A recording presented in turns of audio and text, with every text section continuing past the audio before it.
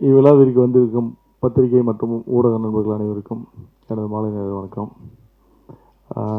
நாற்கரப்போர் இந்த படம் வந்து எங்கள் ஊரை சேர்ந்த அண்ணன் வேலாயுதம் அவர்கள் தயாரிச்சிருக்காரு.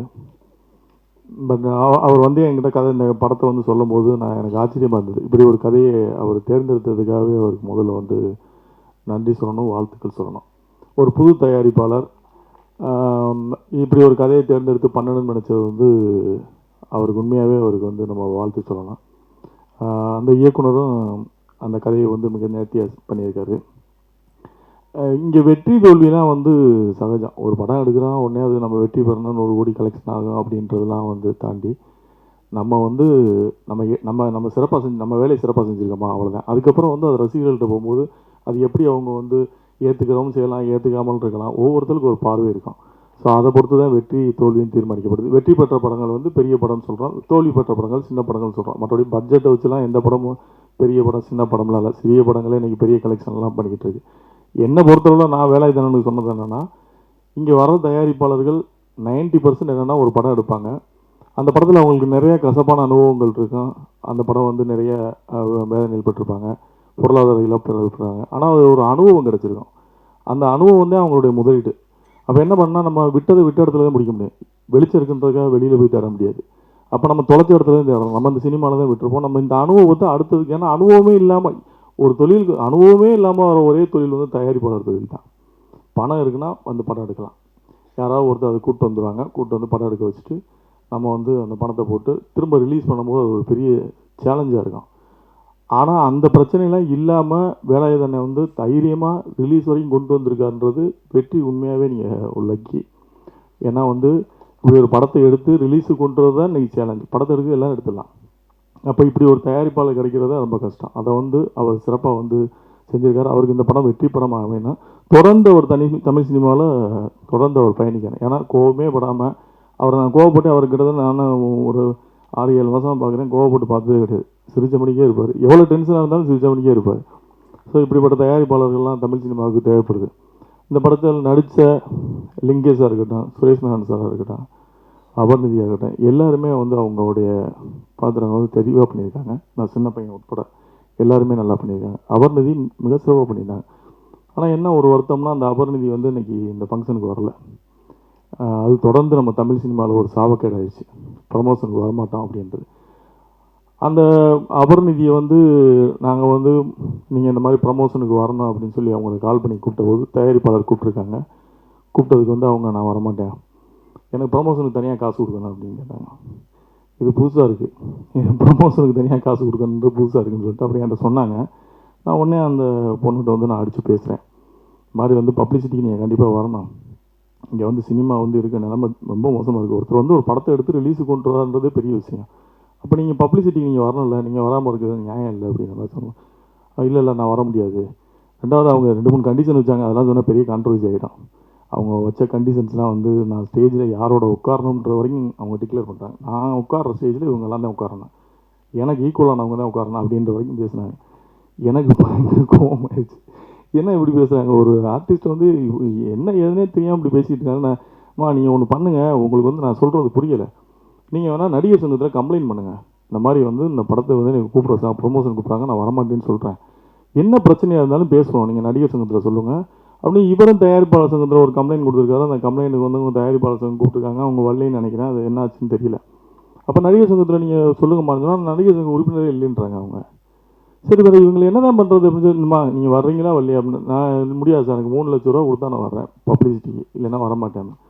ரொம்ப நன்றி, நீங்கள் வைங்க, உங்களுக்கு 3 லட்ச ரூபா கொடுக்குறத நாங்கள் வேறு மாதிரி பப்ளிசிட்டி பண்ணிக்கிறோம், விட்டுருங்க அப்படின்னு சொல்லிட்டு விட்டாச்சு. அப்புறம் ஒரு 2 நாள் பொறுத்து கால் பண்ணாங்க.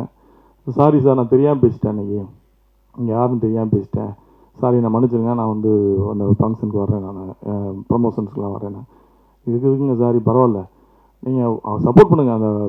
அந்த இயக்குனர் வந்து புதுசாக படம் பண்ணுறாரு, உங்களோட நிறைய கலைஞர்கள் நடிச்சிருக்காங்க, நீங்கள் கொஞ்சம் ஃபெமிலியரான ஆள், வந்தீங்கன்னா உங்கள் சப்போர்ட் கொஞ்சம் யூஸாக இருக்கும், வாங்கன்னு சொன்னேன். அதுக்கப்புறம் என்ன ஆச்சுன்னு தெரில, அவங்க வரலன்னு நினைக்கிறேன். என்ன சொன்னால் உங்கள்கிட்ட தான் பேசினாங்களா, அவுட் ஆஃப் ஸ்டேஷன்ட்டாங்களா, ரைட்டு, அப்படியே இருக்க சொல்லுங்கள். அவுட் ஆஃப் ஸ்டேஷன்லேயே இருக்கட்டும், உள்ளே வர வேணாம். தமிழ் சினிமாவுக்கு இப்படிப்பட்ட நடிகைகளே தேவையில்லை. அவங்க அவுட் ஆஃப் ஸ்டேஷன்லேயே இருக்கிறது தமிழ் சினிமாவுக்கு நல்லது.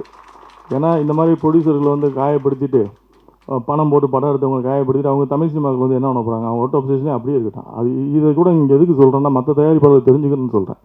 ஒரு நடிகைகள் எப்படி இருக்காங்க அப்படின்றது தெரிஞ்சுக்கணும்னு சொல்கிறேன். இந்த கோமல் சர்மா அந்த படத்தில் நடிக்கிற கூப்பிட்ருக்காங்க, அந்த வந்திருக்காங்க. நமிதா அவங்க பிஸிலையும் கூப்பிட்றாங்க, வந்திருக்காங்க. ஸோ ப்ரமோஷனுக்கு வரலைன்னா என்ன அது என்ன ஆக்டிவிட்டின்னு தெரியல. இது ரொம்ப வருத்தமான ஒரு விஷயமா இருக்குது. அப்புறம் எல்லோரும் என்னை பற்றி சொன்னாங்க, நான் வந்து படம் சரியான படங்கள் அப்படிலாம் கிடையாது. எனக்கு வந்து அண்ணன் வேலாயுதனை வந்து நம்ம ஊருக்காரு, சரி அவருக்கு சப்போர்ட் பண்ணணும் அப்படின்னா. ஏன்னா நல்ல படங்கள்னால் நமக்கு வந்து சமீபத்தில் நான் மீரா கதிரவனோட படம் ஒரு படம் பார்த்தேன், மிகச்சிறந்த படம். இப்போ சொல்கிறேன், எழுதி வச்சுங்க. அந்த படம் வந்து தமிழ் சினிமாவில் வந்து பெருசாக பேசப்படும். அந்த மாதிரி ஒரு படம். எனக்கு ஒரு படம் பிடிச்சதுன்னா எனக்கு அந்த படம் வந்து ஏதாவது ஒன்று பண்ணணும்னு எனக்கு மனசுக்குள்ளே ஒரு வேட்கை. ஜெயிக்கிறோம் தோக்குறோம்லாம் தாண்டி எனக்கு கதை பிடிக்கணும். ரெண்டாவது வந்து அந்த படத்தில் ஏதாவது ஒரு கருத்து இருக்குன்னா பண்ணுவேன், இல்லைன்னா வந்து அது எனக்கு பெருசாக நாட்டம் போகாது. அப்படி தான் நான் பண்ணுறது. அப்படி பார்க்கப்பட்ட படங்களில் இந்த நாற்கரை போகிறேன் எனக்கு வந்து இதில் பேசக்கூடிய அரசியல் எனக்கு ரொம்ப பிடிச்சிருந்தது. இது வரைக்கும் யாரும் சொல்லாத ஒரு விஷயம். நான் மிக மிக அவசரத்தில் சொன்ன மாதிரி அந்த கண்டென்ட் மாதிரி இதுலேயும் இந்த விஷயம் வந்து இது வரைக்கும் யாரும் தொடாத ஒரு ஏரியாவை தான் அந்த இயக்குனர் தொட்டிருப்பார். அதை நேர்த்தியாக கையிடுவார். ஸோ அதனால் இந்த படத்துக்கு வந்து நம்ம ஆதரவு கொடுக்கணும் அப்படின்னு நினச்சிட்டு இந்த படத்துக்கான வேலைகளை ஆரம்பித்தான். தயாரிப்பாளர்கள் முக்கியம் அப்படின்லாம் எல்லாம் பேசலாம். இன்றைக்கி ஈவினிங் எனக்கு ஏற்பட்ட ஒரு கதை, இவங்கெல்லாம் இதில் பேசும்போது எனக்கு மைண்டில் ஃபுல்லாக அதான் ஓடிக்கிட்டு. இன்றைக்கி சாயந்தரம் ஏற்பட்ட ஒரு கசப்பான அனுபவம். சமீப காலம் பார்த்திங்கன்னா, நான் பத்திரிகையாளர்களுக்கு எல்லாருக்குமே நல்ல நண்பர்கள், எல்லாருமே என்னுடைய சகோதரர்கள், எல்லாத்தையும் நான் நெருங்கி பேசக்கூடிய எல்லாருமே நேரடியாக பேசக்கூடிய நண்பர்கள் எல்லாருமே. எனக்கு இங்கே இருக்க பத்திரிகையாளர்கள் அத்தனை பேருமே நேரடி தொடர்பில் இருக்கவங்க, எல்லாருமே அண்ணன் தம்பியாக பழகக்கூடிய ஒரு சமீப காலமாக ஒரு வார இதழில் வந்து தொடர்ந்து வணங்கானை பற்றி தவறான செய்தி வந்துக்கிட்டே இருந்தது. எனக்கும் பாலண்ணனுக்கும் பிரச்சனை, பாலண்ணனுக்கு எனக்கும் பணத்தினால பிரச்சனை அப்படின்னு என்னென்னதே சொல்கிறாங்க. நான் கடந்து போயிடுறது. என்ன பஞ்சாயத்து? ஒருவேளை பஞ்சாயத்து இருந்தால் நீங்களே வந்து கூட தீர்த்து வச்சுட்டு போயிருங்களேன். எங்கள் 2 பேருக்கு எதாவது பஞ்சாயத்துனா சரி பரவாயில்ல, நீங்களே வந்து தீர்த்து வச்சுட்டு போயிருங்க அப்படின்னு கூட எனக்கு நுழைந்து வந்து எதுக்கு எழுதுறாங்க அப்படின்னு. இந்த இது பிரச்சனை ஒரு பக்கம் போயிட்டு இருக்கும்போது இன்றைக்கி சாயந்தரம் அதே பத்திரிகையிலேருந்து ஒரு இன்டர்வியூவாக வந்திருந்தாங்க. அதே வார இதழ், ஒரு முன்னணி வார இதழ் இன்டர்வியூவாக வர்றாங்க. அந்த பத்திரிகையில் பணியாற்ற அத்தனை பேருமே என்னுடைய நண்பர்கள். அவங்க வச்ச கேள்வி வந்து எனக்கு உண்மையாகவே வந்து மிகப்பெரிய ஒரு கோபத்தை. முன்னெல்லாம் எப்படி நீங்கள் பத்திரிகையில் எங்கள்கிட்ட கேள்வி கேட்பீங்க, ஒரு கேள்வி கேட்பீங்க, நாங்கள் பதில் சொல்லுவோம், அதுக்கு ஒரு துணை கேள்வி கேட்பீங்க, அந்த அந்த நான் என்னோட பதிலேருந்து ஒரு துணை கேள்வி கேட்பேன். இதெல்லாம் வந்து ஜேர்னலிஸ்ட், இவங்க வந்து பத்திரிகையாளர்கள். அந்த அந்த தரத்தில் தான் எனக்கு பத்திரிகையாளர்கள். ஆனால் ஒரு கேள்வி கேட்போம். நான் ரவி பெர்னாட் சார்லாம் வந்து அப்போ பார்த்து பிரமிச்சிருக்கேன் அவரோட கொஸ்டின்ஸ்லாம். அப்படி நான் பத்திரிகையாளர் வந்து ரொம்ப நேசிக்கக்கூடிய ஆள். ஏன்னா எனக்கு சோசியல் மீடியாவில் யாராவது ரொம்ப அழகாக எழுதியிருந்தாங்கன்னா, ஆர்டிக்கல் எழுதினா, கவிதா பாரதியோட ஆர்டிக்கலுக்குலாம் நான் வந்து எனக்கு ரொம்ப பிடிக்கும். அப்படி எனக்கு ஒரு சோசியல் மீடியா அந்த ஃபேஸ்புக்கில் வந்து நிறைய பேரை வந்து நான் ஃபாலோ பண்ணுவேன். நான் அவங்களுக்கு கமெண்ட்ஸ் கொடுக்குறேன், அதெல்லாம் கிடையாது. நான் ஃபாலோ பண்ணுவேன் அவங்க என்ன எழுதுகிறாங்க. அப்போ ஒரு இன்டர்வியூ வந்திருக்காரு. இன்டர்வியூ வரும்போதே ஒரு 15 கொஸ்டின் வச்சுருக்காரு. இப்போலாம் வந்து கொஸ்டின் வந்து கேட்குறது எழுதிட்டு வந்துடுது, ஆஃபீஸில் உட்காந்து ப்ரிப்பேர் பண்ணி வந்துட்டு அந்த கொஸ்டினை வச்சுட்டு ஒவ்வொரு கேள்வியாக வந்து கேட்ட கேள்வி எல்லாமே அமைச்சராக இருந்தது. எல்லாத்துக்கும் பதில் சொன்னேன். கடைசியில் ஒரு கேள்வி கேட்டார், பாலாவை வச்சு படம் எடுத்தவங்களாம் ரோட்டுக்கு போயிட்டாங்க, நீங்கள் எப்போ ரோட்டுக்கு வரீங்க? எனக்கு பயங்கர கோபம் வந்துருச்சு. பாலாவை வச்சு படம் எடுத்தவங்களாம் ரோட்டுக்கு வந்துட்டாங்க, நீங்கள் எப்போ ரோட்டுக்கு வரீங்கன்னு ஒரு பத்திரிக்கையாளர் கேட்க வேண்டிய கேள்வியாக இது. நான் இதே கேள்வியை திரும்பி அந்த பத்திரிக்கையாளர் கேட்டேன்னா, உங்களை மாதிரி பத்திரிக்கையாளர்லாம் வச்சுட்டு இருக்க அந்த அந்த பாரதிதழ் அவர் என்னைக்கு ரோட்டுக்கு வருவார் அப்படின்னு கேட்டேன்னா இது எப்படி இருக்கு? எனக்கு ரொம்ப இன்னைக்கு இந்த மேடையில் நான் வந்து உட்காந்துருக்கும் போது எனக்கு மைண்டில் தான் ஓடிக்கிட்டு இருந்துச்சு. இவங்க எல்லாம் பேசும்போதெல்லாம் எனக்கு வந்து அந்த செய்தி மட்டுமே மைண்டில் ஓடிது. இது எப்படி இப்படி கேட்குறாங்க? ஒரு படத்தை கோடிக்கணக்கில் போட்டு எடுக்கிறான், ஒரு ஒரு ஒரு தகுதியான ஒரு கேள்வி இல்லாமல் அப்படி வந்து நீங்கள் எப்போ ரோட்டுக்கு வருவீங்க அப்படின்னு கேட்டால் இது என்ன கேள்வி? இது எப்படி இதை ஏற்றுக்கிறது என்னன்னு எனக்கு தெரில.